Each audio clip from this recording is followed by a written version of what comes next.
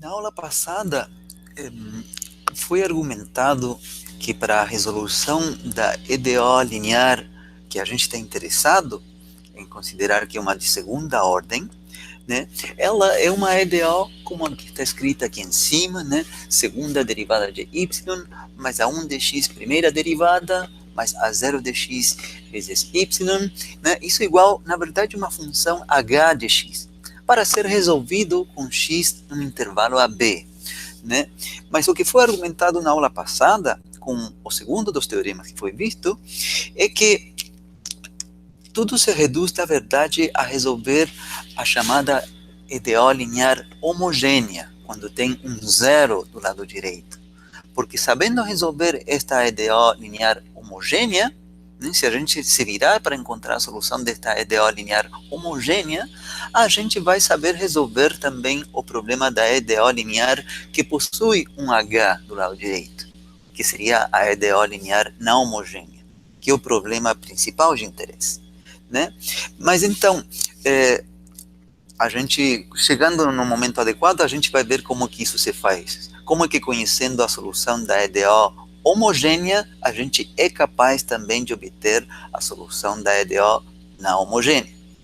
Então, por umas aulas, a gente vai se concentrar na EDO linear homogênea, aqui tem um zero do lado direito.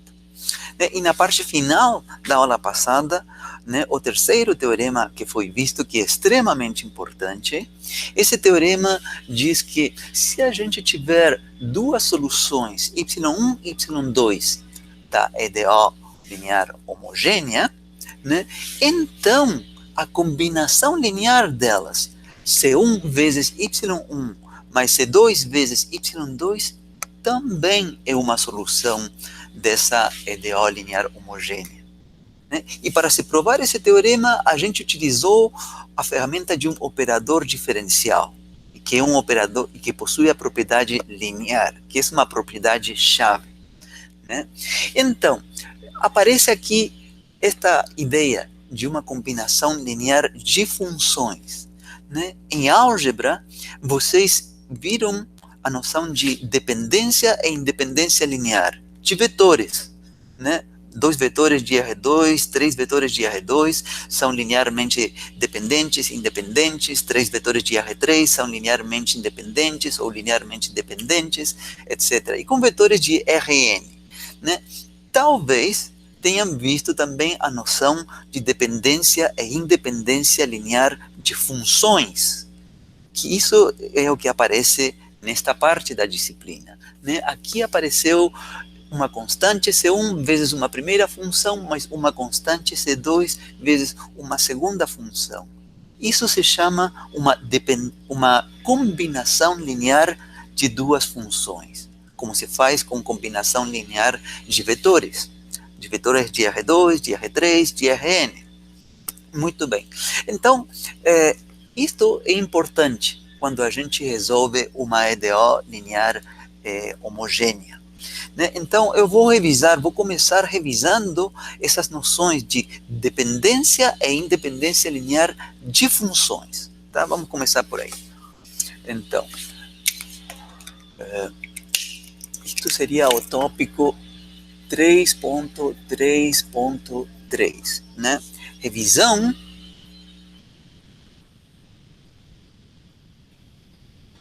de dependência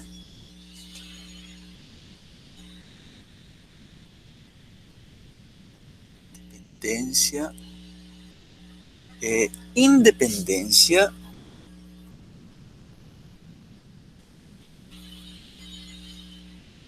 linear de funções.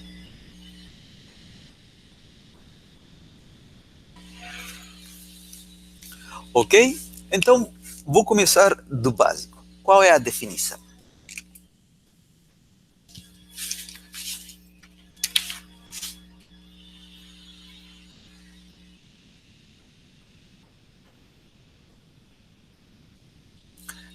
Sejam F1 e F2 pertencentes ao conjunto CAB. que isso significa? Isso significa que sejam f1 e f2 duas funções que são contínuas nesse intervalo AB. Lembram, esse conjunto CAB, né, corresponde ao conjunto das funções que são contínuas em AB. Então, esta é uma forma abreviada de falar essa frase completa de que sejam f1 e f2 funções contínuas definidas no intervalo AB. Né? Então, dizemos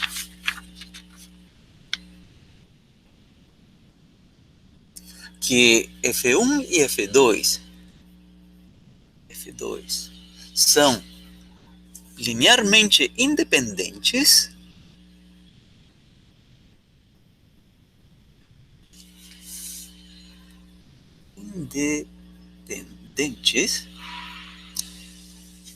né? E depois a gente vai abreviar isso simplesmente dizendo que são LIs, linearmente independentes, no intervalo, ou seja, em AB, se a equação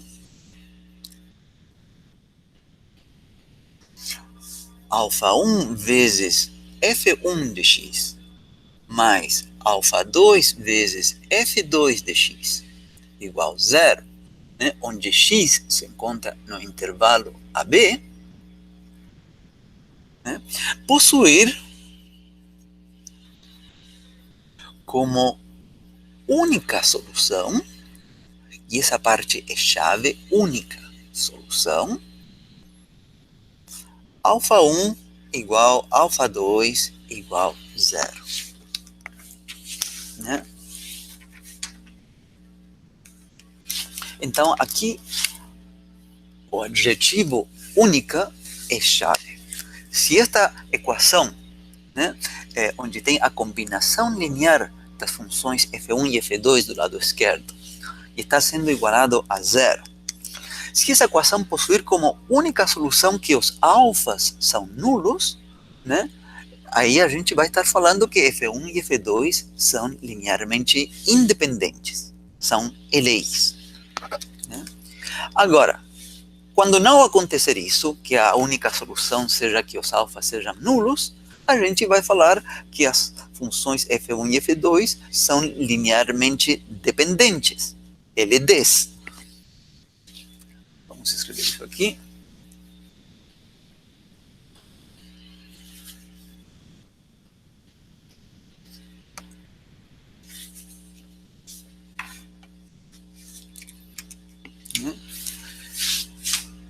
Se f1 e f2 não forem, e aqui já vou escrever, vou abreviar LIs, né, não forem linearmente independentes no intervalo AB, não forem LIs em AB, diremos que elas são linearmente dependentes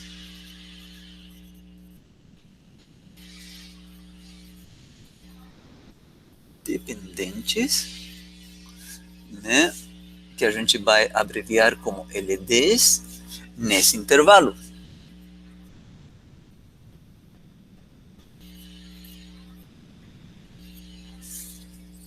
Ok? Então, vou começar com um exemplo simples.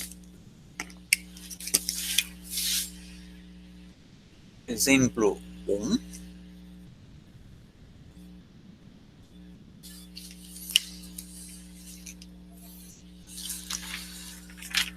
Prove que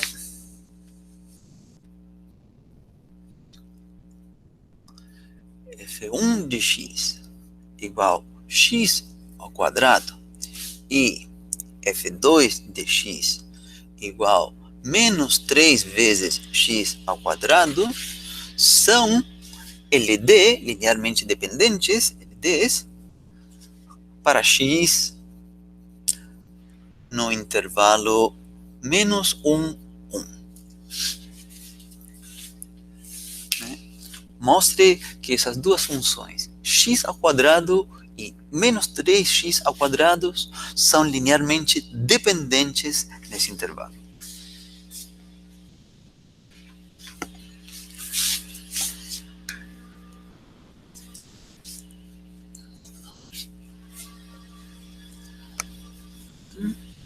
Então, aqui temos a definição. Ainda não vou apagar esta parte de baixo, que é onde aparece a combinação linear nula.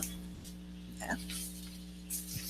Porque, então, vou resolver este exercício precisamente usando esta definição. Né? O que a gente faz? A gente começa escrevendo a combinação linear nula, igualada a zero. Então, solução.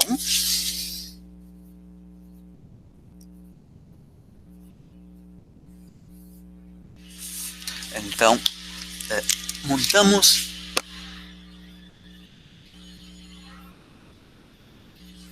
a combinação linear nula.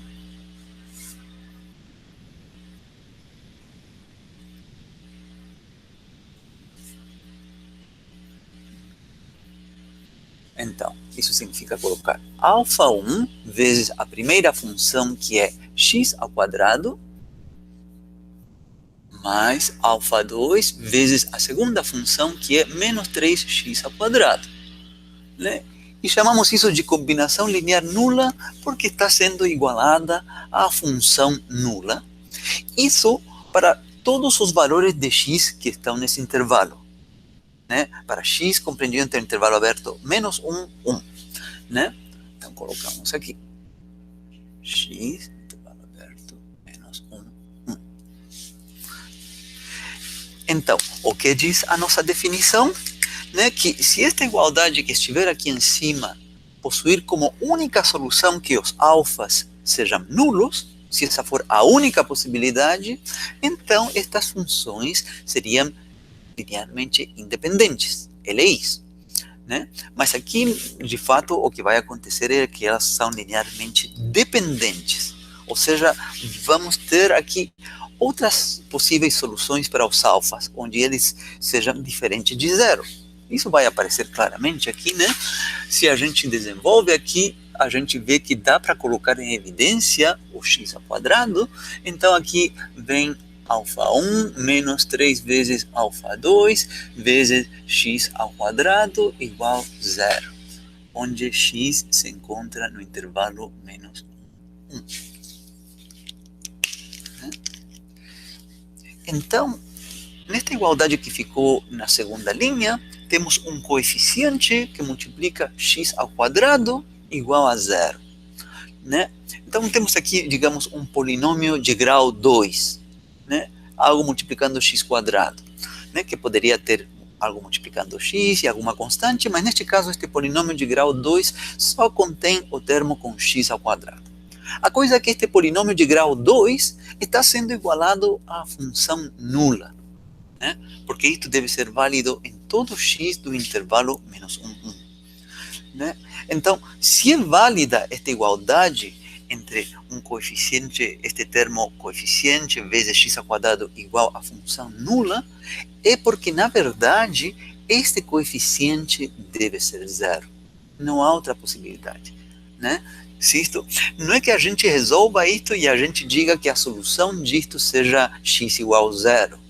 Não é isso, porque aqui está se demandando que a igualdade seja válida não somente para x igual a zero, mas para todo x do intervalo menos 1, 1.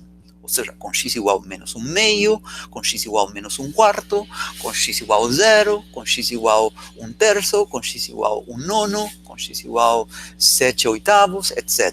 Para todos esses valores de x, isto sempre tem que ser válido. Então, o único que a gente verdadeiramente pode concluir é que se isto aqui é zero, isso necessariamente implica que este coeficiente de x ao quadrado, o que está entre parênteses, deva ser zero. Que α1 menos 3 α2 seja zero. Né? Ou seja, α1 igual a 3 α2. Essa é a conclusão a qual a gente chega. Então, para que esta igualdade seja válida, a igualdade que está no início, a combinação linear nula das funções, né, o que a gente encontrou é que o que se precisa é que o coeficiente α1 que colocamos aí coincida com 3 vezes o coeficiente alfa 2. Percebam que aqui eu não estou concluindo que o alfa 1 e o alfa 2 sejam nulos. É verdade, né, que se o alfa 2 for nulo, vai implicar que o alfa 1 é nulo.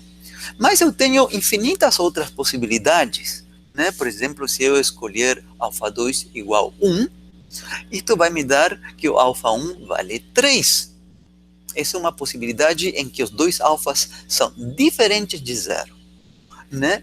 E quando a gente viu esta definição de independência linear, se essas funções f1 e f2 fossem linearmente independentes, deveria acontecer que a única possibilidade, por isso é importante a palavra única, é que os dois alfas deveriam ser nulos. E aqui estamos obtendo infinitas outras possibilidades, né? Então, vou apagar aqui, mas vou escolher um par de valores, né, para o alfa 1 e alfa 2 que satisfaçam esta possibilidade, mas que não sejam nulos. Com isso, já estaria argumentando que a solução da combinação linear nula admite outras possibilidades de soluções diferentes desta solução que chama trivial, em que os coeficientes são nulos. Com isso, as funções não seriam linearmente independentes e, por eliminatória, como a gente escreveu aqui, por descarte, as funções seriam linearmente dependentes, que é o que pede o exercício.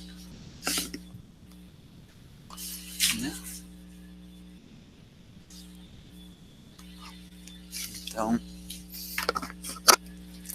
por exemplo,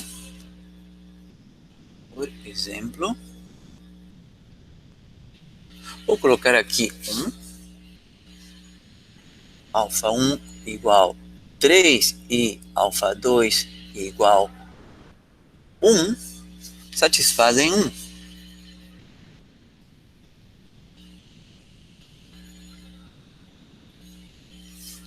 Então, este par de valores, né, este valor para alfa 1 e este valor para alfa 2, que são não nulos, são uma solução possível da equação que está aqui em cima. E como esses dois alfas não são nulos, os dois, isso já é suficiente para dizer que as funções x ao quadrado e menos 3x ao quadrado não são linearmente independentes, ou seja, são linearmente dependentes nesse intervalo, né? Portanto, f1 de x igual x ao quadrado e f2 de x igual menos 3x ao quadrado não são LIs nesse intervalo, né? Porque encontramos um par de alfas diferentes de zero, que satisfazem a equação, né? E por o que a gente viu, que parte da definição, se eles não forem LIs, automaticamente são LDs, linearmente dependentes.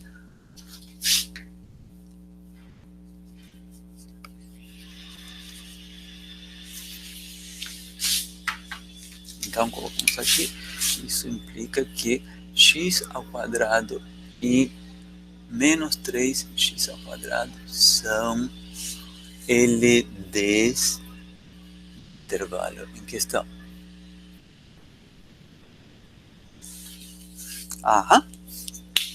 Então, uma observação, né, é que quando a gente pensa em vetores de R2, de R3, etc., se a gente tiver dois vetores e são linearmente dependentes, o que acontece geometricamente? Acontece geometricamente que um vetor é um múltiplo do outro. São paralelos, são colineares, se vocês quiserem, né? Estão ao longo de uma mesma linha reta, né? Pode ser até que eles estejam apontando em sentidos contrários, mas estão dispostos ao longo de uma mesma linha reta. Um deles é um múltiplo do outro, né? Com funções também acontece isso, né? Se estas funções de fato são linearmente dependentes, claramente se vê aqui, né? Porque uma é x ao quadrado e a outra é um múltiplo da primeira, menos 3 vezes x ao quadrado. Então, na verdade, vocês podem ter suspeitado no princípio que era óbvio que estas duas funções fossem linearmente dependentes, né? Porque uma é um múltiplo da outra. Tudo bem, eu simplesmente fiz o exercício aqui de utilizar a definição. Né? Muito bem, vejamos um outro exemplo onde não seja tão imediato fazer a demonstração da dependência ou independência linear. Segundo exemplo.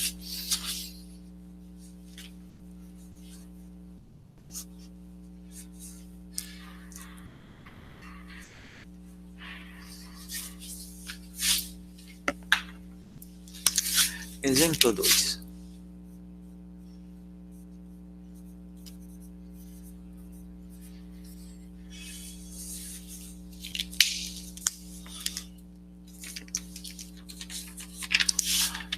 Mostre que f1 de x igual exponencial de x e f2 de x igual seno de x são LIs linearmente independentes em R, na reta real.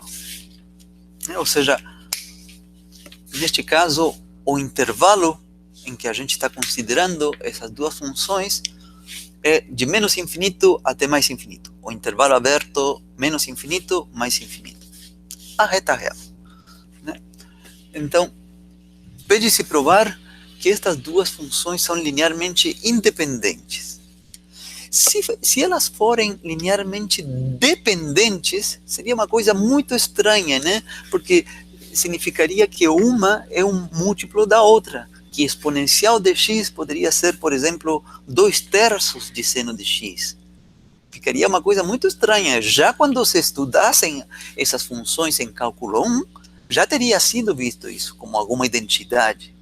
Né? Então, a gente espera, digamos, pela experiência que a gente tem com essas funções em cálculo 1, sempre a gente as trata independentes, mas a gente não fala disso explicitamente, né? Mas a gente espera que, de fato, estas funções sejam linearmente independentes, né? Porque senão existiria algum fator por meio do qual uma estaria relacionada com a outra, que seria uma coisa, seria uma novidade, seria uma grande identidade. Bom, mas aqui a gente quer fazer o exercício formal de provar que não existe esse fator, né? De provar que elas são, de fato, linearmente independentes, que não há uma identidade mágica que relacione exponencial de x com seno de x. Bom, então, vou fazer o mesmo que a gente fez no exercício anterior, utilizar a definição, montar a combinação linear nula primeiro, demandar que ela seja válida em todos os valores de x do intervalo, e depois continuar trabalhando com isso para poder chegar à conclusão. No caso anterior era que existiam alfas diferentes de zero, porque as funções eram linearmente dependentes. Mas neste caso, o que a gente vai querer é que os alfas, o alfa 1 e o alfa 2, sejam iguais a zero, que não exista outra possibilidade. Porque, de acordo à definição, esse é o caso em que as funções f1 e f2 são linearmente independentes. Bom, então,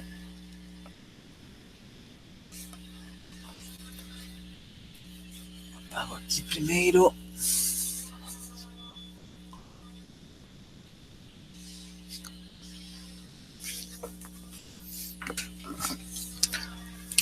Solução.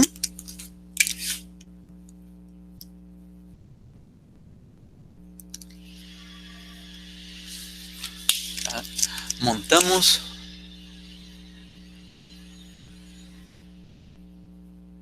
a combinação linear nula.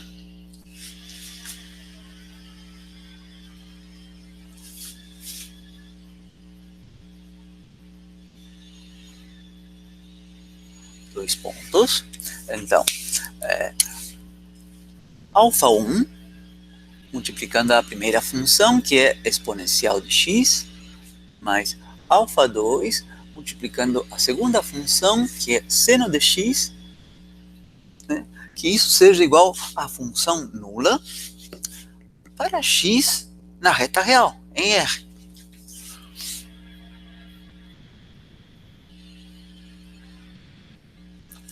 né?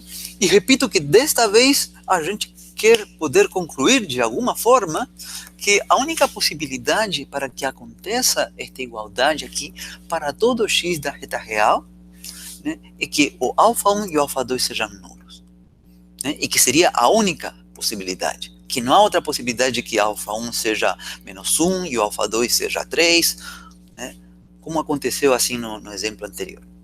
Muito bem, então a ideia-chave aqui, né, para argumentar que a única possibilidade é que os dois alfas sejam nulos é que a gente utiliza o fato de que essa igualdade não é válida somente para um único valor de x, é válida para uma infinidade de valores de x, todos os x que se encontram na reta real, para todos eles. Então a gente vai fazer uso dessa informação. Então, por exemplo, primeiro, em x igual a 0, né? Já que a igualdade deve ser válida para todos os valores de x na reta real, em particular, deve ser válida quando x igual a 0, né? Então, se eu avaliar ela em x igual a 0, vai ficar alfa 1 vezes exponencial de 0 mais alfa 2 vezes seno de 0 igual a 0. Né? Onde a gente sabe que o seno de 0 é 0 e que a exponencial de 0 vale 1.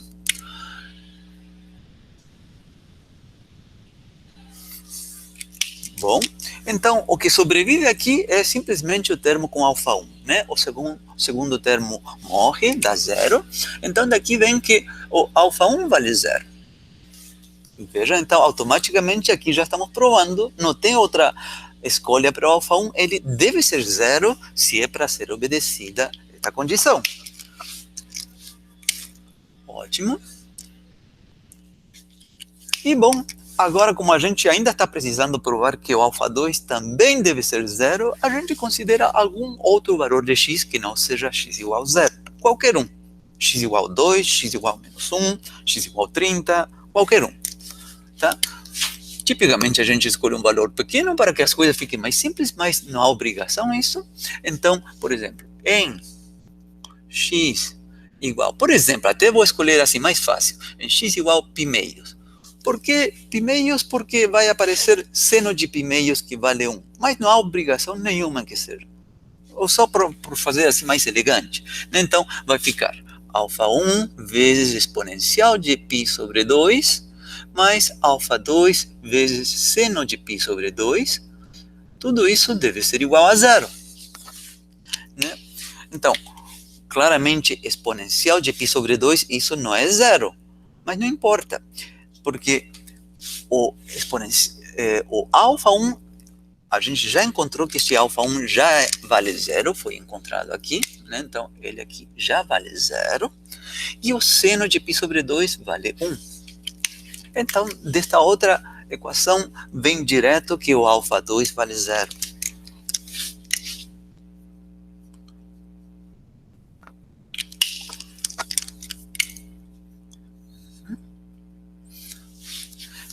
Então, vejam que não tem como fugir destas duas condições. Porque se a afirmação de cima diz que é válida em todo x da reta real, eu considerei como caso particular o caso em que x for 0 e o caso em que x for π meios, né? E demandei que fosse válida essa igualdade, e não tive escolha, tive que concluir que o alfa 1 e o alfa 2 são 0. Não há outro valor permitido para eles. Né? Então, isso significa que essas duas funções, exponencial de x e seno de x, são linearmente independentes no intervalo, que é o que a gente esperava. Né? Então, isso implica, vamos colocar aqui em cima,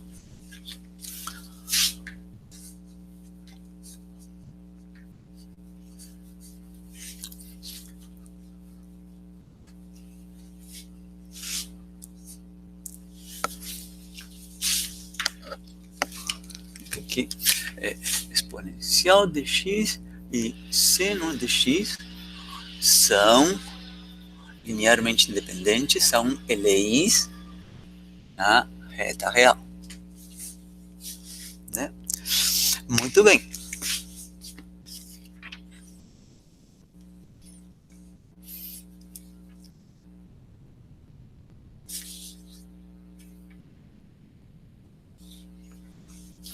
Vamos ver uma definição agora de uma ferramenta que vai nos ajudar para estudar a dependência e independência linear.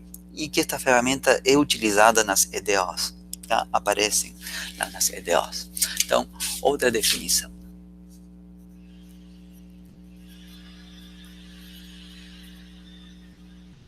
Wronskiano.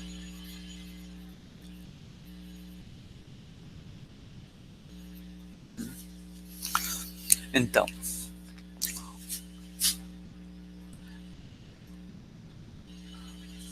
sejam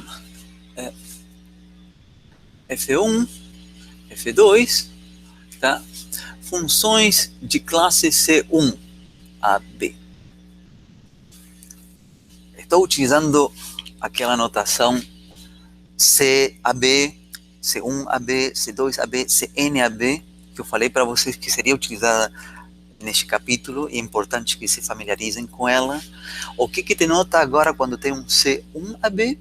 Significa que F1 e F2 são duas funções que possuem pelo menos até a primeira derivada contínua em AB. Ou seja, o F1 e F2 são funções contínuas, mas além disso, a gente está cobrando que a primeira derivada delas também seja uma função contínua, nesse intervalo AB. Então, sejam F1 e F2 funções contínuas. Então, define-se, ou definimos, o Wronskiano de F1 e F2 por, utilizamos a letra W maiúsculo, de F1 de x, F2 de x, né? A nossa definição é um determinante de uma matriz de 2 por 2, onde na primeira linha vão estar as funções F1 de x, F2 de x, na primeira linha, e na segunda linha vão estar as derivadas das funções. F1 linha de x, F2 linha de x. Essa é a definição do Wronskiano de duas funções.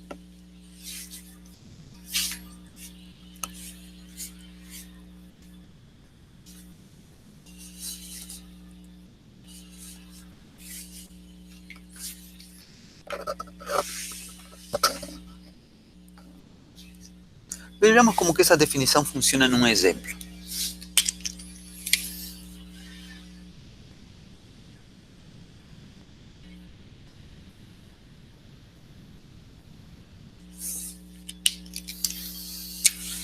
Calculemos o Wronskiano de 1 sobre x ao quadrado e x. Essas duas funções, 1 sobre x ao quadrado e x. Tá? Então, na primeira linha vão as funções 1 sobre x ao quadrado e a outra função x, F1, F2 de x. Na segunda linha vão as correspondentes derivadas destas funções. A derivada de 1 sobre x ao quadrado, essa função é x elevado a menos 2. Né? Essa função 1 sobre x ao quadrado é o mesmo que x elevado a menos 2. A derivada dela,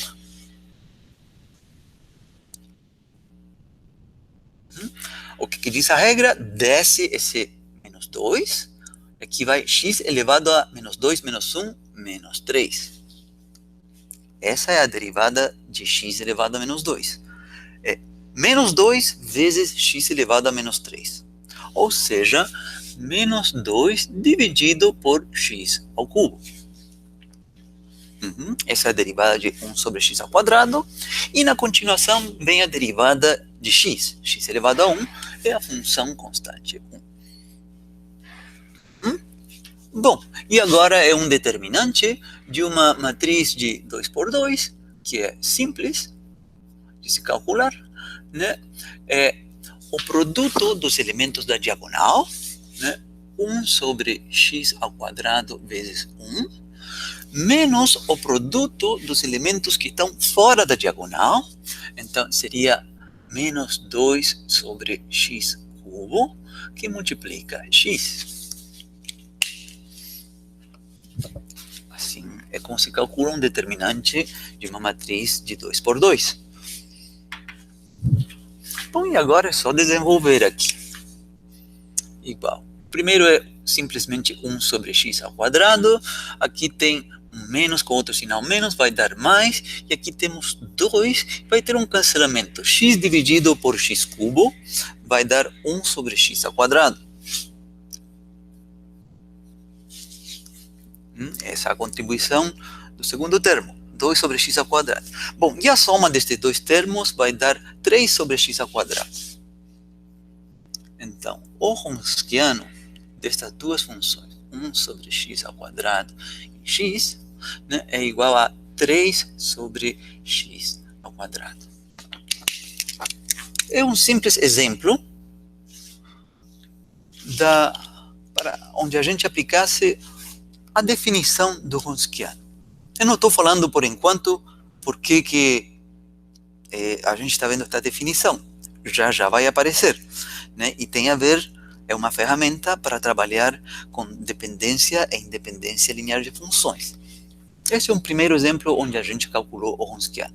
A parte importante, além de como saber fazer o cálculo, né, é que a resposta do Wronskiano de duas funções é uma outra função, né? Quando você faz a conta e tudo, no final resulta uma outra função, né? Isso que acontece quando a gente calcula o Wronskiano de duas funções. Muito bem, então agora eu vou enunciar um teorema que fala sobre a dependência e independência linear de funções, e nesse teorema aparece a ferramenta do Wronskiano. Essa é a parte importante.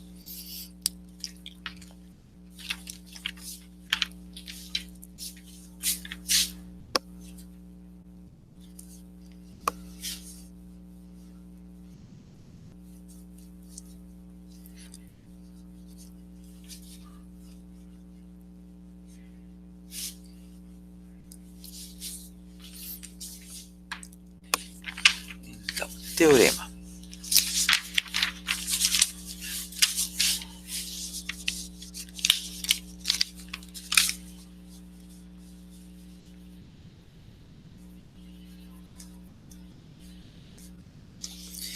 Então, este teorema fala de uma condição suficiente.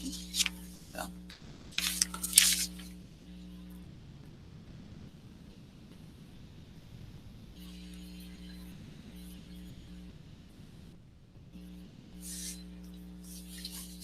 Condição suficiente, mas não necessária. Então, diz assim: se f e g pertencem a C1 a B, mais uma vez, f e g forem funções contínuas com primeira derivada contínua nesse intervalo AB, né? Se f e g. E se, e aqui aparece o Wronskiano delas, de f e g, né, em algum ponto x0 for diferente de zero, né, mas aqui vem o detalhe, onde este x0 se encontra no interior do intervalo, né, para algum x0 do intervalo AB, então f e g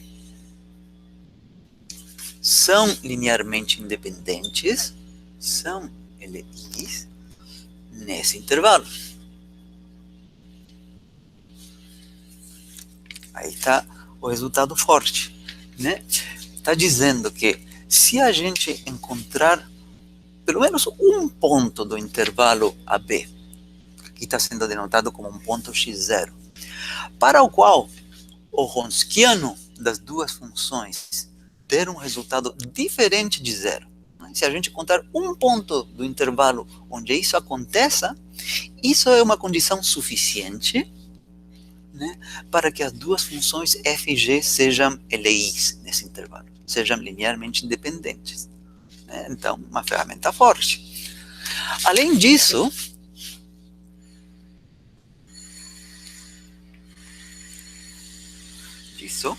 né, se f e g forem LDs linearmente dependentes, né, no intervalo em questão, em AB, né, então deve acontecer automaticamente que o Wronskiano delas, Wronskiano de f e g, deve ser nulo em todos os pontos do intervalo.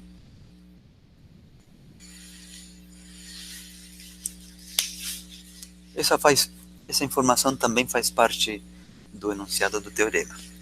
Então, vejamos como que isso funciona em alguns exemplos, e a gente também prova o teorema, porque é um resultado forte. Né? É uma ferramenta alternativa para provar a independência linear de funções. Né? Como a gente fez nos dois exemplos anteriores, a gente utilizou a definição, que leva um alfa 1 e um alfa 2, em que a gente tem que ver se a combinação linear nula permite soluções com os alfas diferentes de zero, ou somente admite como solução que os alfas sejam diferentes de zero. Com esta ferramenta daqui, a gente não trabalha com isso, a gente simplesmente considera o Wronskiano. Muito bem, então, vejamos um par de exemplos.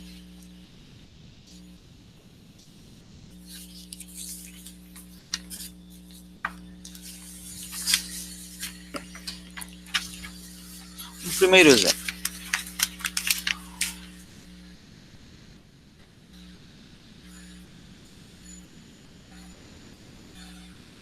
Exemplo 1.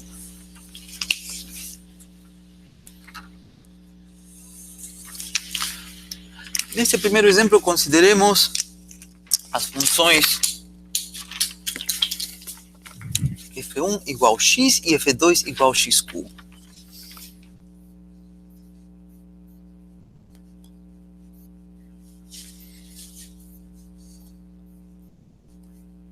X cubo, e consideremos como intervalo, né, x no intervalo aberto menos 1, 1. Tá? Consideremos essas duas funções. Bom, simplesmente examinando, né, é fácil saber que essas duas funções são linearmente independentes, a função x e a função x cubo, né, são diferentes potências de x. Né?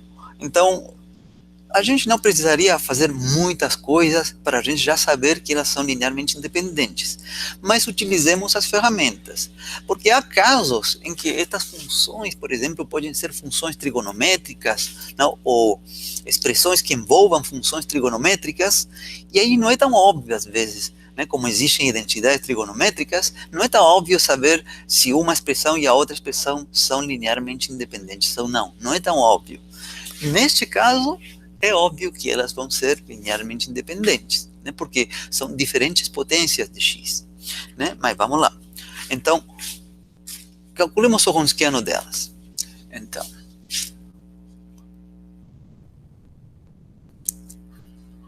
Wronskiano da função x com a função x cubo é um determinante de uma matriz de 2 por 2, onde na primeira linha vão as funções x e x cubo, e na segunda linha vão as derivadas destas funções, a derivada da função x é a função constante 1, a derivada da função x cubo é 3x ao quadrado.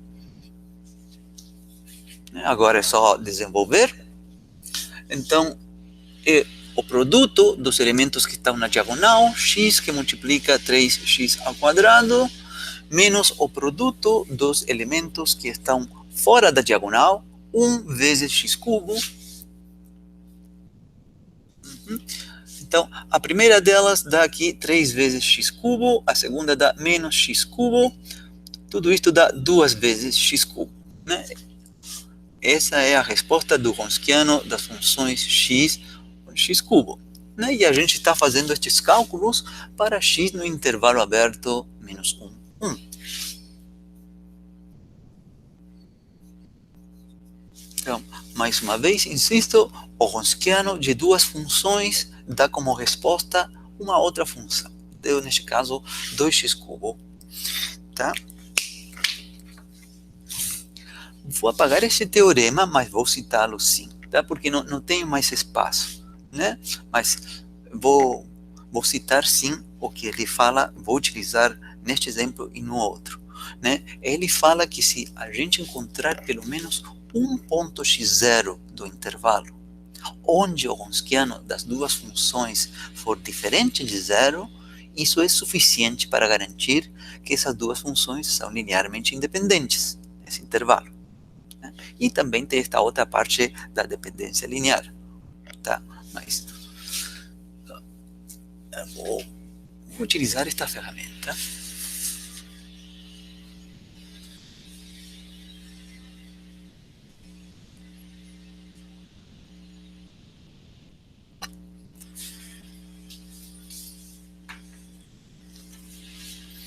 Né? Então, como é o gráfico da função Wronskiano que a gente obteve? Né? É o gráfico de 2 vezes x cubo. Graficamente, tá? Não é pedido se fazer este gráfico, mas eu acho que nos ajuda a visualizar o que está acontecendo. Tá? Suponhamos que aqui esteja o intervalo, aqui está menos 1, aqui está mais 1. Tá? O gráfico dessa função 2x cubo tem este formato aqui, assim, né? E aqui é uma função ímpar, assim por aqui, tá? Tem essa aparência, né? Aqui está bolinha aberta, porque trata-se de um intervalo aberto, não inclui as extremidades, né? E aqui está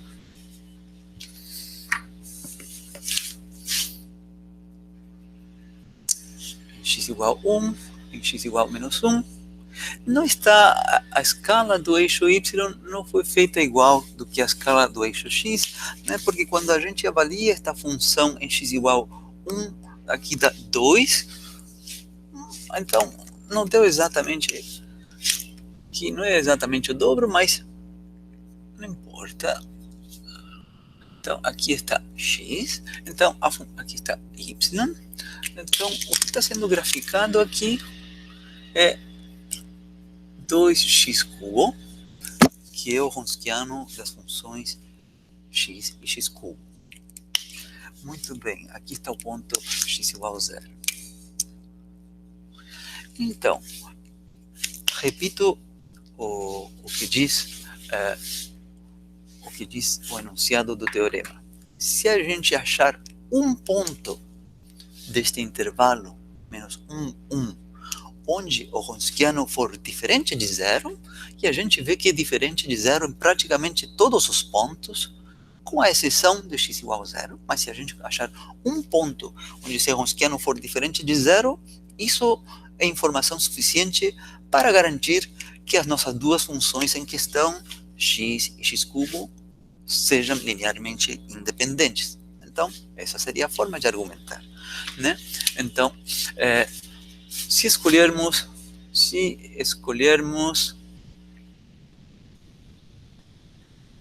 x igual a 1 meio, por exemplo, esse é um possível ponto que está no intervalo, né? No intervalo de interesse. Então, o Wronskiano das nossas duas funções, x e x cubo, quando avaliado nesse ponto, x igual a 1 meio, seria 2 vezes 1 meio ao cubo.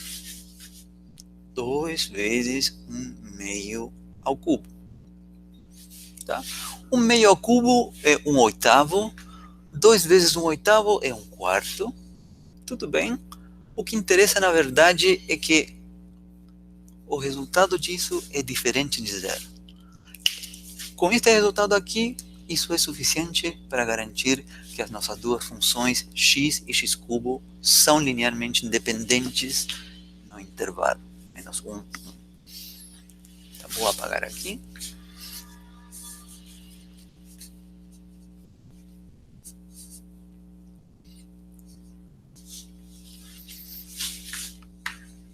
Então, isso implica, então, que x e x cubo são LIs,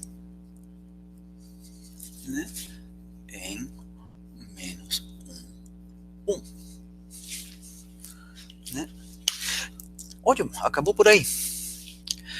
E era o que a gente esperava que acontecesse, né? Que a função x elevado a 1 e a função x elevado a 3 fossem linearmente independentes. Tá? Alguém poderia ter pensado, bom, e o que acontece se eu escolher o ponto x igual a 0? Nesse ponto, efetivamente, o Wronskiano das duas funções dá 0, né? Então, mas é um único ponto, né? Então, o teorema não fala absolutamente nada sobre esse caso.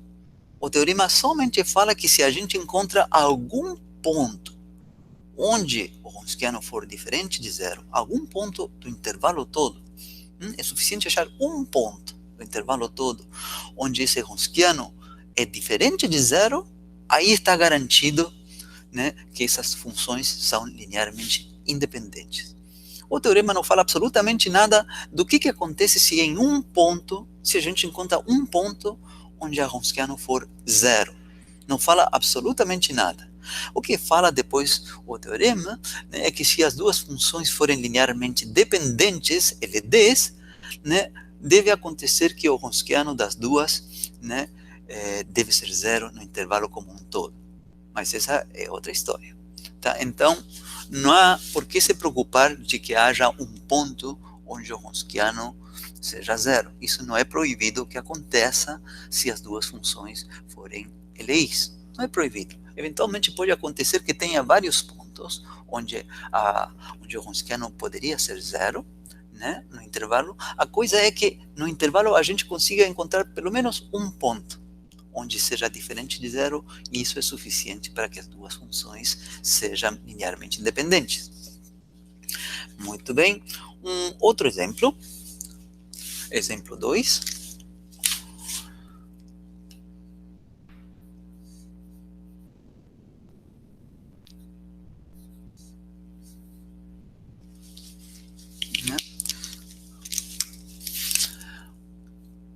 F1 de x igual exponencial de x, né? E F2 de x, propositalmente vou escolher uma combinação linear delas, né? E consideremos essa combinação linear para x no intervalo aberto menos 2, 3. Né? Escolhi propositalmente a segunda um múltiplo da primeira, né? Talvez eu tenha falado errado. Né? Se a segunda é um múltiplo da primeira, isso significa que as funções claramente são linearmente dependentes. Tá? Mas vejamos o que acontece de acordo ao teorema. Né? O teorema diz, calculemos o Wronskiano.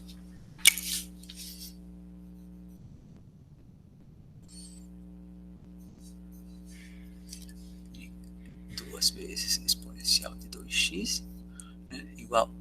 Na primeira linha vão as funções exponencial de x e duas vezes exponencial de x. Essa é a primeira linha. Na segunda linha vão as derivadas destas funções. Neste caso bastante simples, porque a derivada exponencial de x é ela mesma.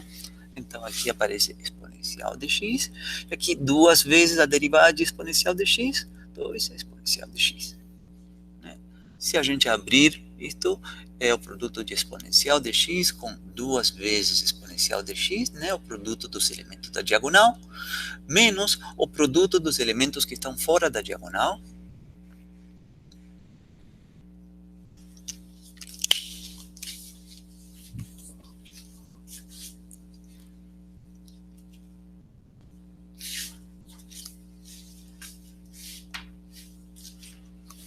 Né? Então, Claramente, isso aqui vai dar zero, né? A primeira delas dá 2 vezes exponencial de 3x, menos, e a segunda vai dar 2 vezes de exponencial de 3x. Significa que isso vale zero em todos os pontos do intervalo.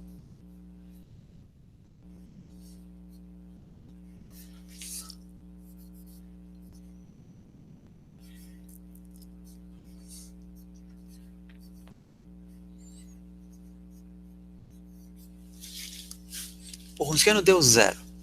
Então, o que fazer neste caso? O teorema fala algo, né, do caso em que o Wronskiano das duas funções for zero para todos os pontos do intervalo. Bom, a gente se lembra da frase final do teorema. A frase final do teorema diz o seguinte: diz que se as funções forem linearmente dependentes, deve acontecer que o Wronskiano vale zero em todos os pontos do intervalo. Mas essa frase não diz se o Wronskiano for zero em todos os pontos do intervalo, então as funções são linearmente dependentes. Não aparece dito. Isso se pode provar posteriormente, tá? Se a gente demanda que as duas funções forem contínuas e com a primeira derivada contínua, etc., se pode provar posteriormente, né? Mas a gente não vai fazer isso aqui. Mas quero deixar claro que o que esse teorema está dizendo não se pronuncia pela possibilidade em que o Wronskiano for zero no intervalo como um todo, né? Porque neste caso o teorema falava se a gente encontrasse algum ponto pelo menos onde o Wronskiano fosse diferente de zero, então essas duas funções seriam linearmente independentes. Neste caso não dá para encontrar nenhum ponto, né, onde essas funções onde o Wronskiano dessas funções for diferente de zero. Não dá para se achar isso.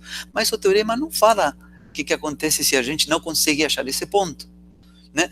Então, na verdade, então, a gente argumenta que estas funções são linearmente dependentes sem utilizar esse teorema, né? Sem utilizar esse teorema, né? E o motivo pelo qual são linearmente dependentes é porque uma é um múltiplo da outra. Ou quando a gente montar a combinação linear delas, né, a combinação linear nulas, a gente vai encontrar um alfa 1 e um alfa 2 diferentes de zero, que vai fazer com que a combinação linear zere, né? Então a gente não estaria aplicando o teorema nesse caso, né? E repito que o resultado nos faz lembrar da segunda parte do teorema, sim, porque aparece algo aí do que o Wronskiano seja nulo em todos os pontos do intervalo. Mas o que aparece é que se as funções forem linearmente dependentes, então o Wronskiano deve ser zero, né? Bom, de fato, se a gente que já sabe que é verdade que estas duas funções são linearmente dependentes, a gente está confirmando a segunda parte do teorema. Ou seja, acontece que o Wronskiano zera em todos os pontos do intervalo. Mas se a gente for ficar só com esse teorema, não dá para argumentar que estas duas funções são linearmente dependentes, utilizando o teorema, né? Então, o que a gente teria que fazer? A gente teria que utilizar a definição, aquela que leva um alfa 1 e um alfa 2. Né? Então, neste caso, temos que utilizar a definição. A definição de dependência e independência linear, né? Onde a gente monta a combinação linear nula das funções, alfa 1 vezes exponencial de x, mais alfa 2 vezes 2 exponencial de x, né? E a gente demanda que seja zero em todos os pontos do intervalo, menos 2, 3. Então, não é difícil se fazer a demonstração, porque sempre vai acontecer isto, que tem um termo em comum nas duas, né? Sempre que forem linearmente dependentes, né? Você vê assim, quando é visível já de cara, né? Que uma é um múltiplo da outra, sempre vai ser possível de se fazer isto, né? Então, aqui vai aparecer, entre parênteses, em evidência, α1 mais 2 vezes α2, multiplicando a exponencial de x igual a zero. Né? A exponencial de x é um número que é estritamente maior do que zero, então se esta igualdade é válida, necessariamente isso implica que o α1 mais 2 vezes α2 é igual a zero. Né? Portanto, a equação que a gente montou, a combinação linear nula das duas funções, possui solução diferente da trivial. É suficiente que o α1 e o α2 estejam relacionados por α1 igual a menos 2α2. Né? Mas não são obrigados a serem nulos. Então eu sempre gosto de escolher algum caso concreto em que eles não são nulos, tipicamente atribuindo para o α2 um valor 1, e aí viria que α1 vale menos 2. Então, por exemplo,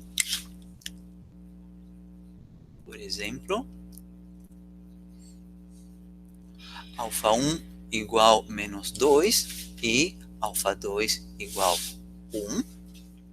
Esse é um caso que é satisfeita esta relação dos alfas, e é um caso que faz com que zere a combinação linear dessas funções. Né? É um caso em que os dois alfas são diferentes de zero, ou seja, encontramos uma solução dessa equação em que os alfas são diferentes de zero, portanto, estas duas funções são linearmente dependentes. Então, essa seria a forma de se provar.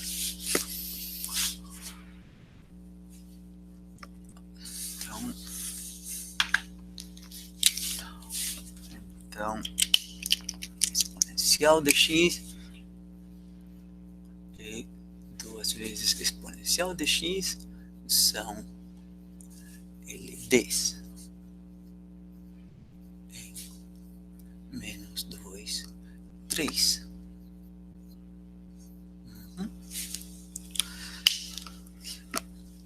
Muito bem. Então, na continuação, vou ver brevemente, não quero me esticar muito, mas eu quero ver, sim, como é que é a demonstração desse teorema. Né? Porque de onde apareceu esta ferramenta de Wronskiano? Parece ter sido uma definição arbitrária, e na verdade não é tão arbitrária assim. Tá? E isso é o que a gente vai ver na continuação, né? Precisamente na demonstração do teorema. Deste teorema que fornece uma condição suficiente, né, para que as duas funções sejam linearmente independentes. Então, demonstração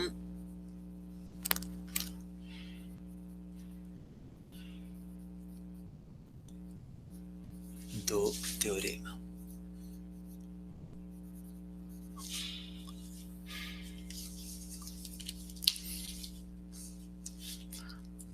Então, a gente tem que apelar à definição, tá? Montamos a combinação linear nula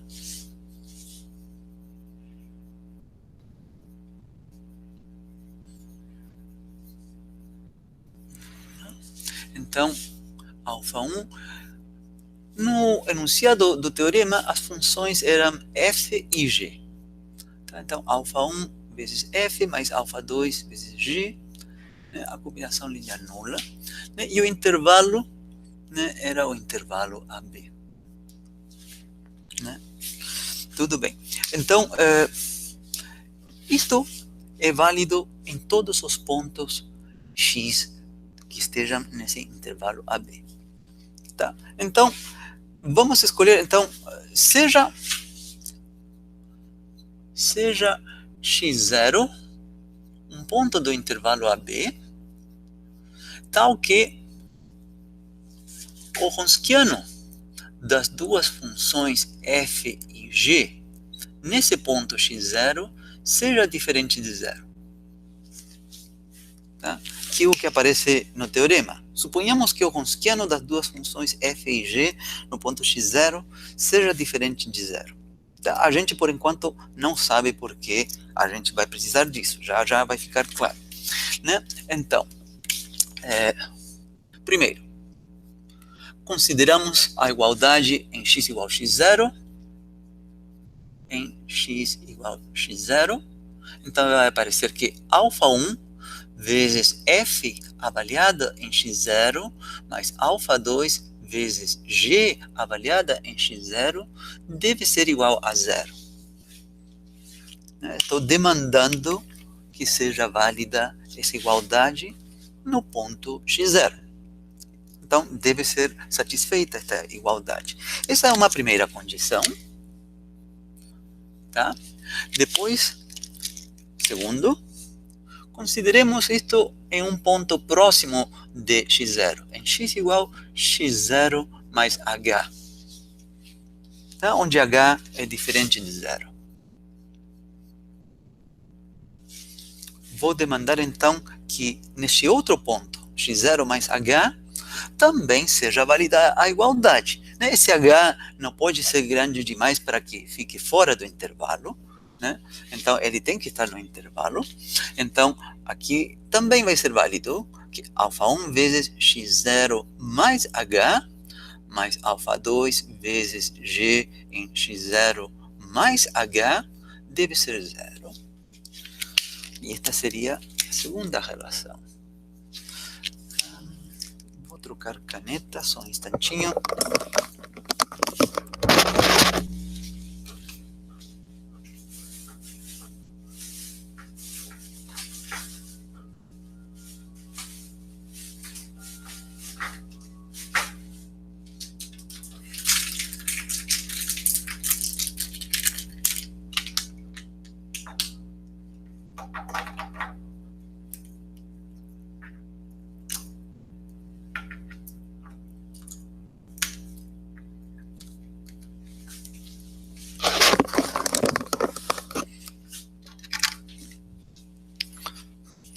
Muito bem, continuemos.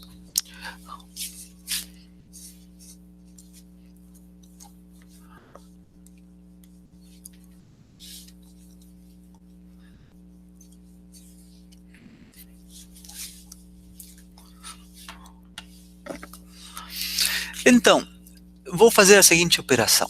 Já que temos essas duas condições válidas, vou subtrair uma da outra. Então, calculemos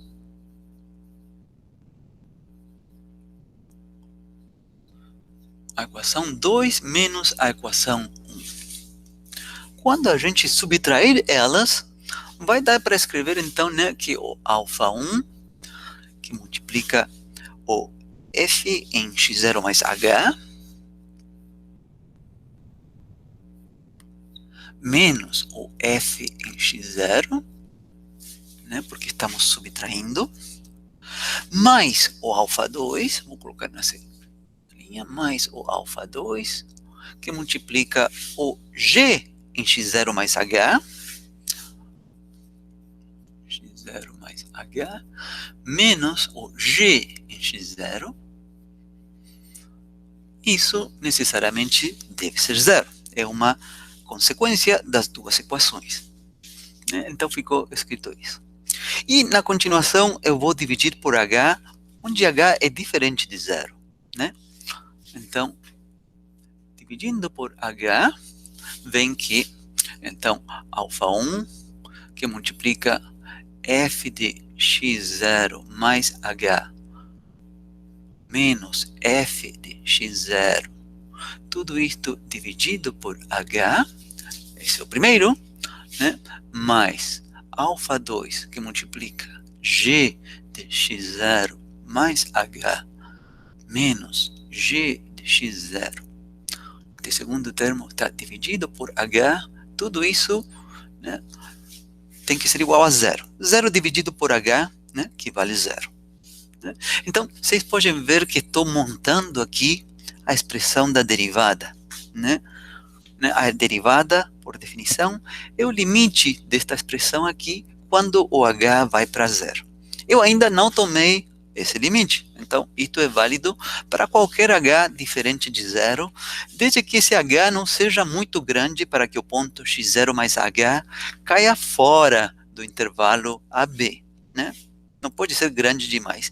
E eu não estou interessado no caso em que H seja grande demais. O que eu vou estar interessado é no caso em que o H vai tender para zero. Seja positivamente ou seja negativamente. Né? Pode um zero mais ou um zero menos, tanto faz. Né? Mas isso aqui necessariamente deve ser válido. Né? Então, tomando H indo para zero, o limite quando H vem para zero, vem que, dois pontos, então aqui vai aparecer alfa 1, tá? Não vou escrever que vem o limite desta expressão, mas o limite desta expressão é precisamente a derivada nesse ponto, a derivada da função f nesse ponto, mais alfa 2 vezes o limite desta outra expressão quando h tende a zero, isso vai dar a derivada da função g no ponto x0, igual a zero. Então, vou colocar 3. Então, aqui foi a parte interessante, porque da noção de dependência ou independência linear, onde a gente monta essa combinação linear, estou fazendo com que apareçam as derivadas das funções f' em x0 e g' em x0. Então, eu vou ficar com a primeira das condições e com a terceira. Para chegar na terceira, sim, eu precisei passar pela segunda condição, né? Mas eu vou ficar com a primeira e com a terceira.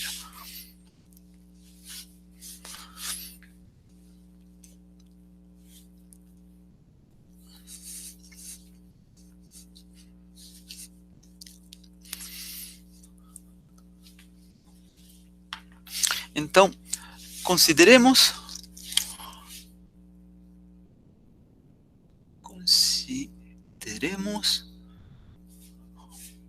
1 e 3. Então, vou escrever as duas juntas. Vou reescrever aqui. A primeira é alfa 1 vezes f em x0 mais alfa 2 vezes g em x0. Nesse ponto do intervalo, vale 0. Essa é a primeira delas. E a segunda, alfa 1 vezes a derivada de f em x0 mais alfa 2 vezes a derivada de g em x0. Isso vale 0. Então, eu enxergo, então, eu olho para estas duas equações como um sistema de equações onde as incógnitas são alfa 1 e o alfa 2. Né? Então, vou manter os números 1 e 3, né? Mas repito que eu encaro essas duas equações como um sistema de equações para as nossas incógnitas alfa 1 e alfa 2. Né? Sistema de equações, e são lineares, né? Lineares, né? Para alfa 1 e alfa 2. Aí na gravação não se vê muito claro, mas eu vou repetir o que escrevi aqui. Sistema de equações lineares para alfa 1 e alfa 2. Isso foi o que eu escrevi aí, tá?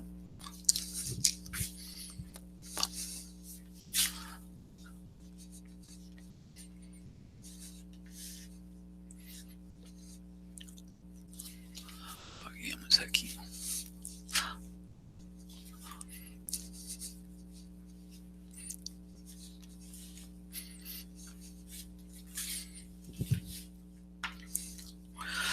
Muito bem, então, eu quero resolver esse sistema. Então, aqui vem um resultado importante de quando se resolvem sistemas que são lineares, né? E este é um sistema linear para as incógnitas alfa 1 e alfa 2, né? Assim, quando a gente fala vulgarmente, assim, livremente, soltamente, né, que a gente tem um sistema com duas equações e duas incógnitas, né, a gente usualmente fala direto, isso tem solução, né? A gente até pensa que tenha uma única solução, Mas se as equações forem quadráticas, poderiam ter duas soluções. Mas em princípio a gente pensa, tem um sistema com duas incógnitas e duas equações, isso vai dar uma solução. Assim que a gente pensa soltamente, digamos. Mas a gente deve ser muito mais cuidadoso do que isso, né? Porque, né, se o sistema, por exemplo, suponhamos que sejam x e y as incógnitas, né? Suponhamos que a primeira equação seja x mais 2y igual 5. Vou dar um exemplo. Tá? E supongamos que a segunda equação seja 2x mais 4y, né? Vejam que estou multiplicando por 2 o que aparece do lado esquerdo, 2x mais 4y. Se eu fosse copiar a primeira equação, então do lado direito eu teria que colocar 10. Mas suponhamos que eu digo que a segunda equação é isso igual 9. Né? Ninguém me está proibindo como montar as equações. Ninguém me está proibindo isso. Então eu digo, olha, este é o sistema que eu quero resolver. Então é claro que este sistema não possui solução, né? Porque são a primeira equação e a segunda se contradizem, né? Se eu dividir a segunda equação por 2, eu acabo concluindo que x mais 2y, no segundo caso, é igual a 9 meios. E a primeira diz que é igual a 5. Então, não há uma solução. Então, é bom lembrar isso. Se a gente tiver um sistema linear, aqui estamos considerando com duas incógnitas, há casos em que o sistema não possui solução. E, por exemplo, se agora eu tivesse colocado aqui um 10, que efetivamente é consistente com a primeira, no fundo, aqui estou dizendo que há duas equações, mas no fundo, somente há uma, porque a outra se deriva, é obtida a partir da primeira multiplicando por 2. Então, se passam para a gente este outro sistema de equações, dado por essas duas equações, vai ter infinitas soluções, porque no fundo só temos uma equação.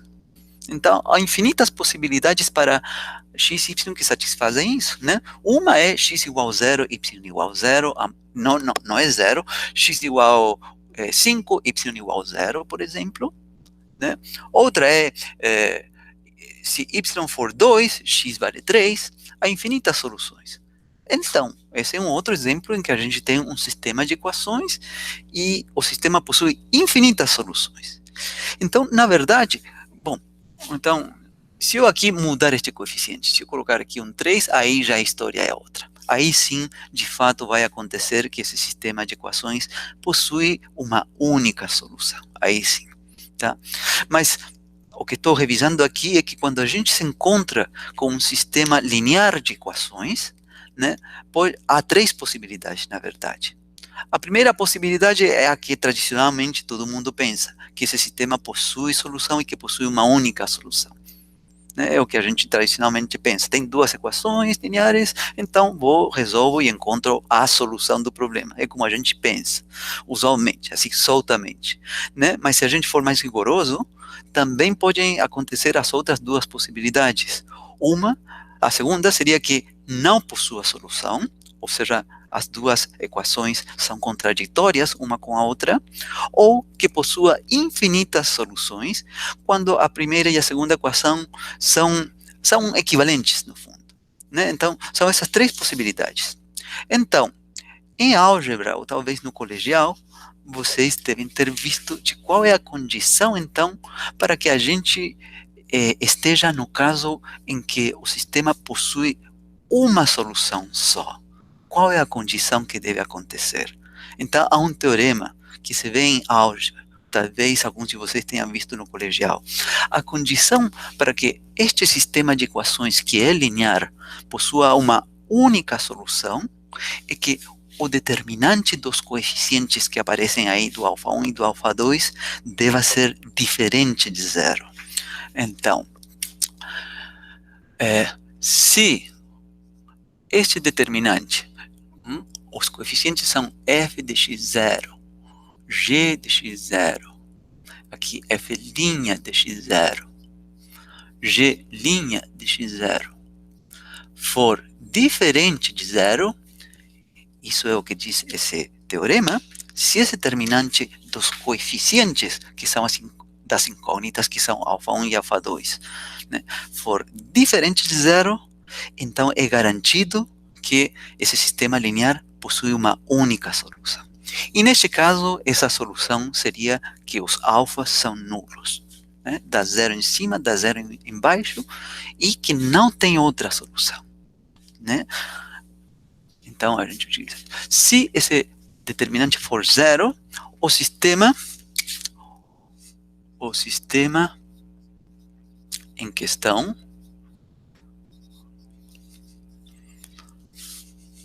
possui como solução única, e enfatizo aqui a palavra única, né, que os alfas, alfa 1, que os dois alfas sejam nulos, né, se esse determinante for zero. Né? Se esse determinante for for diferente de zero. Se esse determinante for zero, significa que a gente está em algum dos outros dois casos. Ou que o sistema não tem solução, ou que o sistema possui infinitas soluções. Tá? Mas este vai ser o nosso caso que a gente está considerando aqui. Por quê? Vejam que aqui apareceu a expressão do Wronskiano. F no ponto x0, G no ponto x0, e na linha de baixo apareceu que a derivada de f e a derivada de g em x0. Isso é exatamente a fórmula do Wronskiano de duas funções. Então, na verdade, essa fórmula do Wronskiano vem daqui, quando a gente está resolvendo esse sistema e se encontra com que aparece esse determinante. Por isso é que o Wronskiano foi definido dessa forma, né? Então, isso que está aqui, né, é o Wronskiano de f e g no ponto x0. Então, lembram que quando eu escolhi o ponto x0, eu falei, seja x0 um ponto do intervalo AB, onde aconteça que o Wronskiano seja diferente de zero, foi demandado, agora a gente entende por que a gente demandou essa condição de que o Wronskiano fosse diferente de zero. Foi demandada para que na hora de chegar neste ponto, a gente pudesse ter garantido que a única solução desse sistema seja que os dois alfas fossem nulos, né? Então, dado que o Wronskiano, de fato, de f e g no ponto x0 é diferente de zero, então a solução do sistema,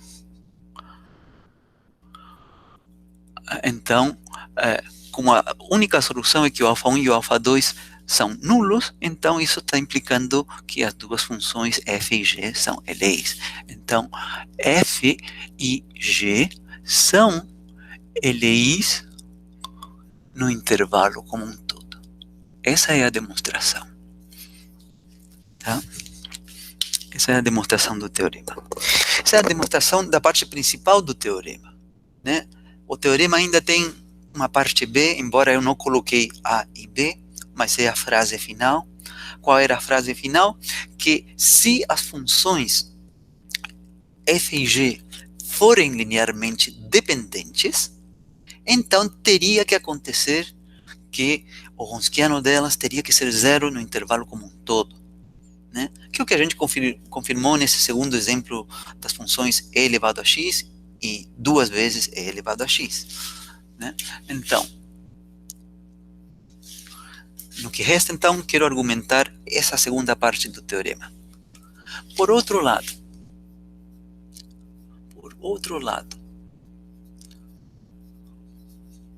né? Suponhamos que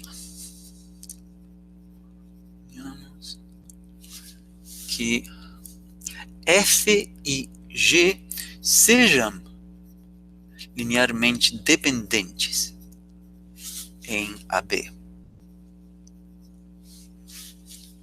Suponhamos que seja esse o caso. Então eu quero argumentar precisamente que o Wronskiano deve ser zero em todos os pontos do intervalo AB. Tá. Suponhamos que exista Suponhamos que exista um certo ponto x1, vou chamar ele, que esteja nesse intervalo, tal que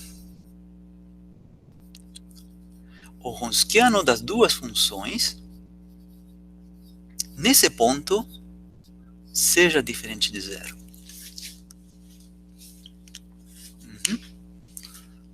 Suponhamos que agora estamos no caso da última parte do teorema, em que as funções são linearmente dependentes.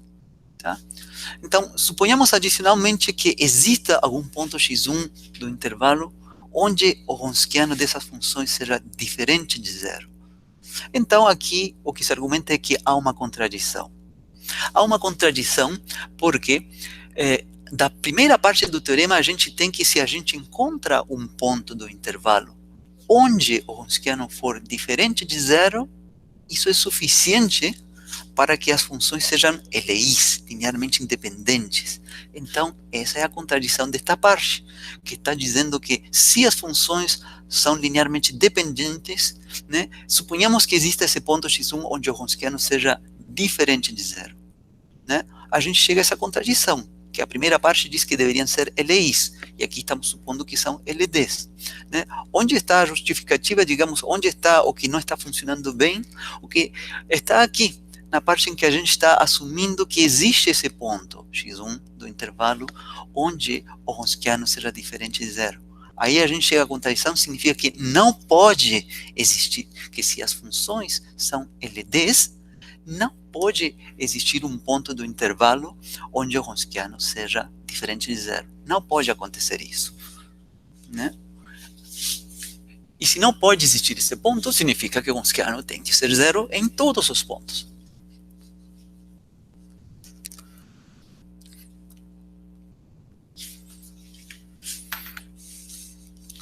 Então,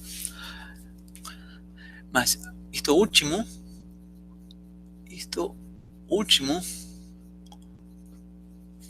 né, implicaria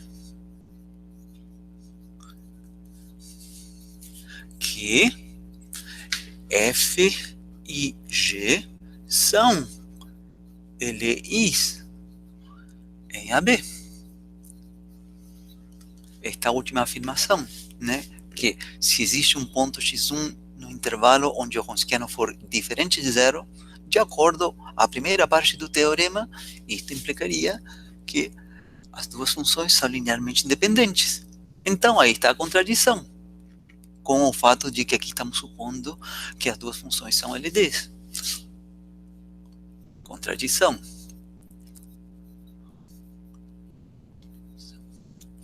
Então, conclusão. Não existe ponto algum, né? Não existe um ponto x1 no interior do intervalo AB tal que o Wronskiano das duas funções f e g nesse ponto seja diferente de zero se f e g forem LDs nesse intervalo. Não pode existir esse ponto x1, porque se ele existisse, a gente chegaria nessa contradição.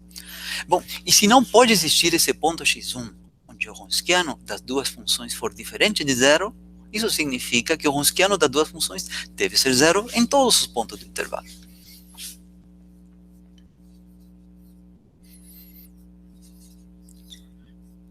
X é igual a zero para todo x do intervalo AB.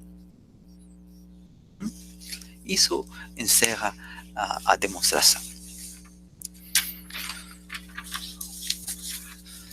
Muito bem.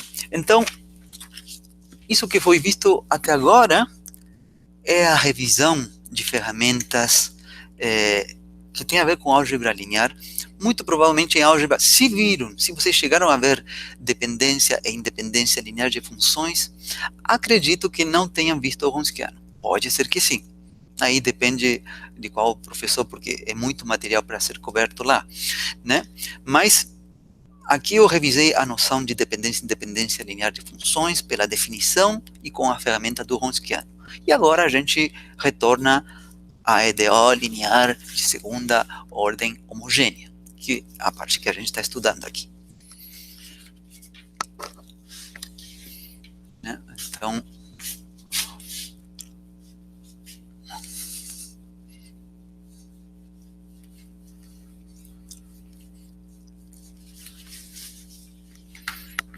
este seria o item 3.3.4.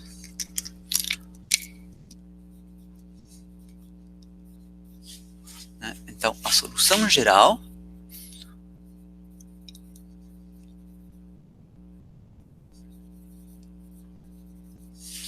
da EDO linear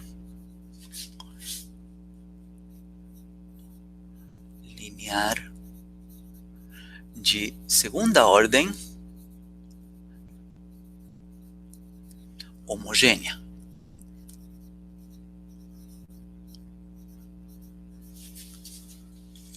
Ou seja, este item fala sobre a solução geral dessa EDO que está aqui em cima, com dois asteriscos.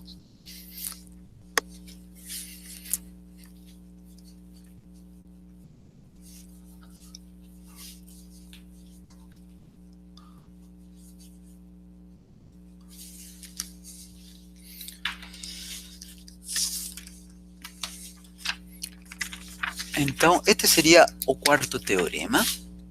Não coloquei número para o teorema do Wronskiano, tá? Por ter sido um parêntese, digamos, nas ferramentas que a gente está vendo aqui. Aqui continuo com a enumeração dos teoremas. Então, diz assim. Sejam y1 e y2, sejam y1 e y2 de x, funções de classe C2 AB. O que significa isso? Que são funções que não só são contínuas no intervalo AB, mas além disso, possuem a primeira derivada contínua no intervalo AB e também a segunda derivada contínua. Pode ser que poderia ter a terceira, a quarta derivada contínua, mas o que se cobra delas é que pelo menos até a segunda derivada delas seja uma função contínua no intervalo AB. Então, sejam y1 e y2 funções dessa forma, com até a segunda derivada pelo menos contínua no intervalo AB, tá? E sejam elas duas soluções linearmente independentes, LIs, da EDO em dois asteriscos.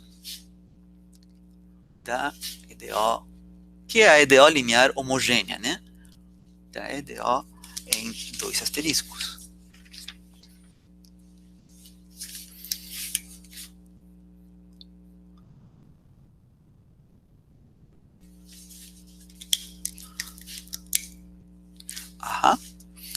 Então,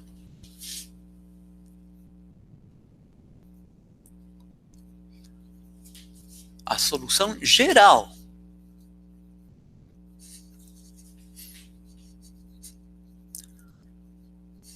dessa EDO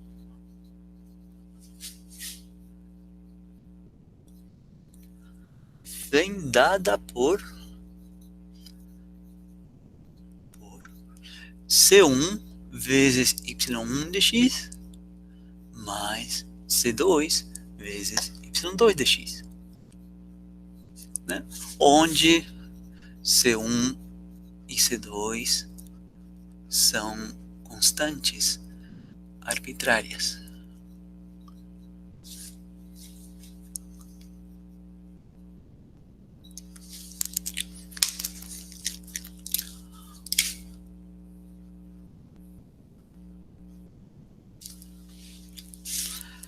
Né? Esse é o teorema, e percebam que no teorema aparece a noção de independência linear de funções. Né? O terceiro teorema, né, que a gente viu, que eu citei no início desta aula, esse teorema falava algo parecido, mas não é exatamente igual ao que diz este teorema. O teorema 4 é o teorema-chave, que resume o que acontece com uma EDO linear homogênea. Este teorema é o teorema-chave. O teorema 3 é um teorema que auxilia. O que dizia o teorema 3? O teorema 3 dizia que se a gente tivesse duas soluções, né, da EDO aqui, necessariamente, se a gente montasse a combinação linear dessas duas soluções, isso também deveria ser uma solução do problema. Tá? Mas esse teorema 3 não se referia em nenhum momento, né, não mencionava em nenhum lugar se essas duas soluções y1 e y2 fossem linearmente dependentes ou independentes. Esse teorema 3 não falava absolutamente nada disso. Só falava que se cada uma, se y1 e separadamente y2, fossem solução da nossa EDO linear homogênea, que está aqui em cima, então tinha que acontecer que a combinação linear delas também seria a solução. Mas poderia estar acontecendo que essas duas soluções, y1 e y2, né, fossem a mesma solução, ou uma fosse um múltiplo da outra, e seriam linearmente dependentes. Né? Também, se y1 e y2 fossem linearmente independentes, né, também serve esse teorema 3. A combinação linear, y1 mais c2 e y2, também teria que ser solução da EDO. Então, o que está acrescentando este teorema 4 e que o torna como chave, né, a peça-chave destes teoremas todos, é que quando a gente encontra duas soluções que são linearmente independentes, essa é a condição suficiente para dizer, olha, pode parar de buscar soluções, né, por tentativa ou erro, por o método que você quiser, pode parar de por aí, que com isso você já tem a solução geral do seu problema. A solução geral vem dada assim por C1 vezes Y1 mais C2 Y2. E aí pode parar. Não deve se preocupar de se vai existir uma terceira solução que eventualmente poderia aparecer, né? Se vier uma terceira pessoa e falar para a gente, olha, além das duas funções Y1 e Y2 que você achou, eu encontrei uma terceira solução. Né? Então, alguém poderia pensar, bom, então vai mais um C3 com uma terceira solução. Então, a gente fala, não. O que deve acontecer é que essa terceira solução que essa pessoa achou, aquele Y3, necessariamente pode ser obtida a partir destas duas com algum valor do C1 e do C2. Ou seja, a solução que ele achou já está considerada na minha solução daqui. Né? Então, essa informação forte deste teorema, que está dizendo, né, que o que a gente precisa para resolver a EDO linear homogênea é encontrar duas soluções, por um lado, e a outra parte importante, que essas duas soluções sejam linearmente independentes. Tá? Essa é a outra parte. Então, se vocês vão lembrar da primeira aula, né, e parte da segunda aula, que eu falei que resolver esta EDO é uma coisa complicada, em geral. Encontrar a solução dessa EDO, que não tem uma fórmula fechada para ser encontrada em termos do A0 de x, do A1 de x. Isso continua sendo verdade, porque há um truquezinho deste teorema. Né? Este teorema nos está dizendo, olha, se você conseguiu achar essas duas funções y1 e y2 que satisfazem a EDO e que são linearmente independentes, se você se virou de alguma forma para encontrar essas duas soluções, então ótimas notícias, esta é a solução geral do problema. C1, y1 mais C2, y2. Mas tudo está condicionado a que, de alguma forma, tenham sido encontradas essas y1 e y2. O teorema, em lugar nenhum, está dizendo como encontrar y1 e y2. Essa questão ainda fica em aberto. E uma questão difícil se tivermos qualquer função A0 de x e qualquer função A1 de x aí. Né? Há casos, e a gente vai ver, por exemplo, o caso em que estas funções forem constantes, esse caso se sabe resolver. E há casos, sim, em que essas funções que dependem de x têm algumas observações adicionais e a gente também possui resolver. possa resolver. Mas, para qualquer A0 de x e qualquer A1 de x, digamos, o mais longe que a gente tem chegado é a provar o que diz este teorema, que a solução geral tem essa estrutura, sem se pronunciar aqui de qual é a fórmula para cada uma delas. Tá? Então, na literatura, né, nos livros, né, você pode se encontrar talvez no Boyce de Prima, vai se encontrar com que este par de soluções, né, da EDO, que são linearmente independentes, recebe o nome de um conjunto fundamental de soluções. Tá? Então, o par y1 de x, y2 de x, né, em questão, ou seja, o par de funções que são de classe C2, que são Eléis e que são soluções da EDO linear homogênea, né, esse par recebe o nome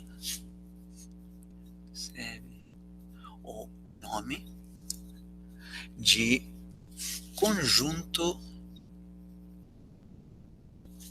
fundamental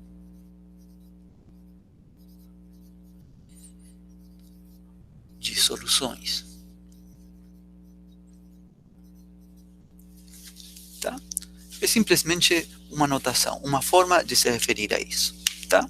Se a gente tem duas funções y1 e y2 que satisfazem a EDO e que são linearmente independentes, sendo elas com segunda derivada contínuas no intervalo aí, a gente chama esse conjunto de conjunto fundamental de soluções da EDO. Né? Então, para encerrar, vou ver assim um par de exemplos que a gente tenha visto. Né? Vou começar com o último exemplo da aula passada. Tá? O último exemplo da aula passada. Qual era esse último? Então, exemplos.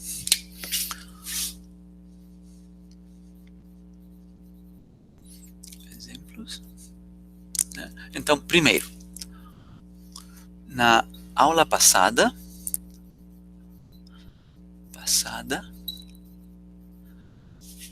vimos que a EDO,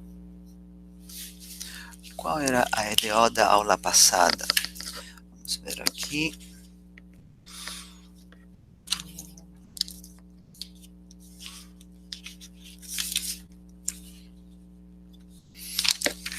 Era a seguinte, era y duas linhas, né, mais 2 sobre x y' menos 2 sobre x ao quadrado y igual 0, onde x é positivo, né, que é uma EDO difícil de se resolver, mas será dada uma dica lá nesse problema, era que admitia soluções da forma x elevado a n, a gente utilizou isso, e a gente encontrou duas soluções. Né? Então, na aula passada, vimos que a EDO admite por soluções, y1 de x, 1 sobre x ao quadrado, e y2 de x igual x elevado a 1. A gente viu isso na aula passada. Né? Então, a gente tinha utilizado o terceiro teorema que nos dizia que se a gente tinha duas soluções, a combinação linear delas também tinha que ser solução. E a gente falou lá que essa era a nossa proposta para a solução geral do problema, que ainda não podíamos garantir.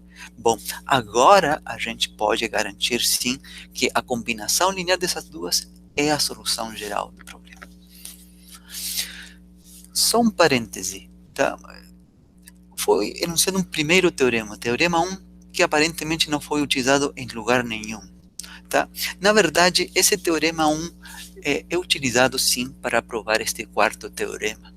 É por isso que foi enunciado. A gente não vai ver a demonstração deste quarto teorema, mas quando a gente vê a demonstração deste quarto teorema, que é o teorema-chave aqui, a gente precisa sim do teorema 1 que eu coloquei lá atrás e que nunca mais citei. Né? Eu teria citado ele aqui se tivéssemos feito a demonstração deste quarto teorema, mas a gente não vai ver essa demonstração, nem vou cobrar essa demonstração em nenhuma lista, em nenhuma prova. Tá? Então, continuando aqui,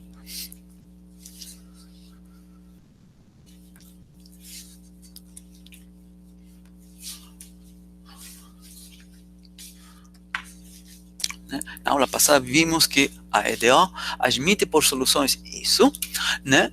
Então, o que eu vou fazer a mais agora?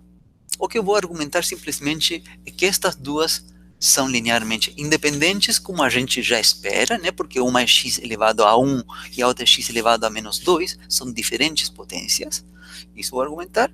E, graças a este quarto teorema, teríamos duas soluções da EDO, que para x maior do que zero, não só são contínuas, mas a primeira derivada é contínua, a segunda derivada é contínua, e que são linearmente independentes. Com isso é suficiente para afirmar que C1 vezes a primeira, mais C2 vezes a segunda, é a solução geral de EDO, né? Então, o Wronskiano de 1 sobre x quadrado e x, tá? Esse Wronskiano foi calculado lá no início desta aula. Esse Wronskiano deu como resposta 3 sobre x ao quadrado, né, para x maior do que zero. Esse cálculo já foi feito, então não vou repetir de novo, né? Já feito.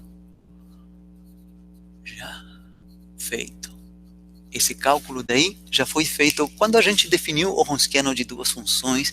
Dei como exemplo isso, quanto que dá o Wronskiano de 1 sobre x ao quadrado com x. E a resposta deu 3 sobre x ao quadrado. Então, o importante é que se x for estritamente positivo, isso aqui é sempre diferente de zero. Portanto, essas funções, em qualquer valor de x que eu avaliar este Wronskiano, qualquer valor de x da definição do domínio, esse Wronskiano vai ser diferente de zero, e, portanto, isso é suficiente para garantir que essas funções são LEIs. Explica que y1 de x e y2 de x são LEIs, né? E, de acordo ao teorema 4,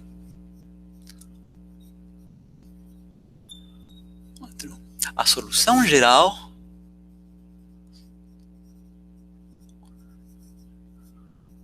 da EDO vem dada por